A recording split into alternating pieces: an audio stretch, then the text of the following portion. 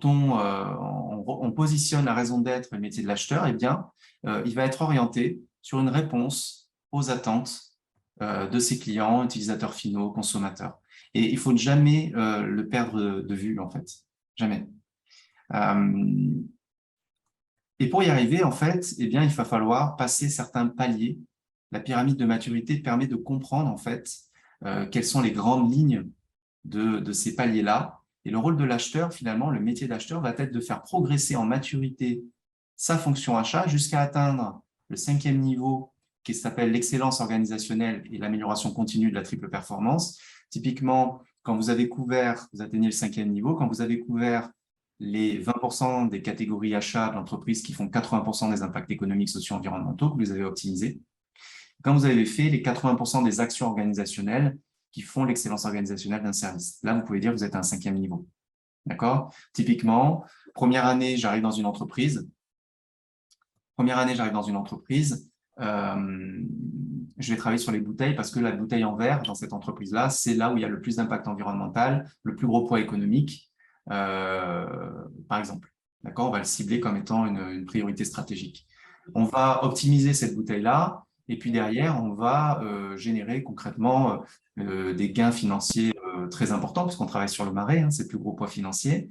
Puis des gains, on va baisser le poids moyen de 20% des bouteilles. Donc, on va générer des impacts CO2 très importants sur ce qui pèse le plus d'impact en termes d'impact CO2.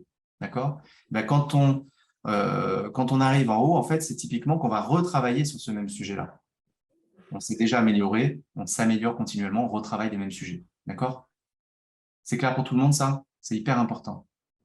Donc, le chemin, il y a des choses caractéristiques d'un niveau de maturité qui sont compréhensibles par tous les services d'une entreprise qu'on va voir aujourd'hui. D'accord?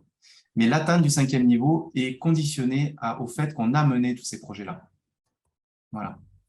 Et on va voir que le chemin est semé d'embûches, très clairement, mais que c'est pas du tout irréalisable. Mais il faut bien choisir les entreprises parce que derrière cette pleine maturité, il y a la nécessité de pouvoir activer des leviers TVO, hein, qui est le nouveau TCO, Total Value of Ownership, qui nécessite une totale transversalité et une capacité des entreprises à collaborer ensemble. Et on va voir que c'est rarement possible. On a toujours des soucis de transversalité dans les entreprises. Et l'idée, c'est de réussir à réduire ces frictions-là, à les résoudre quand un levier est trop important pour l'entreprise, d'essayer vraiment de le débloquer, quoi. Voilà. On va revenir dessus plus tard. Est-ce que c'est clair pour tout le monde, ces deux axes? Il faut savoir qu'en fait, ces deux axes vont nous guider tout au long de la méthode.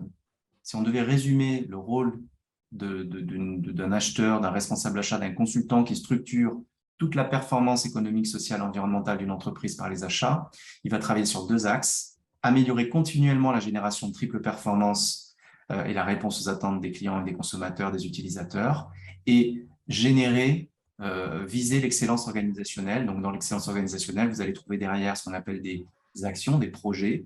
L'excellence organisationnelle, c'est structurer mon équipe, former mon équipe, structurer le data management, connecter au management RSE, par exemple, aller chercher tel ou tel label, intégrer telle ou telle solution de management RSE. Ça va être, bien sûr, en fonction du niveau, structurer les approvisionnements, etc., etc.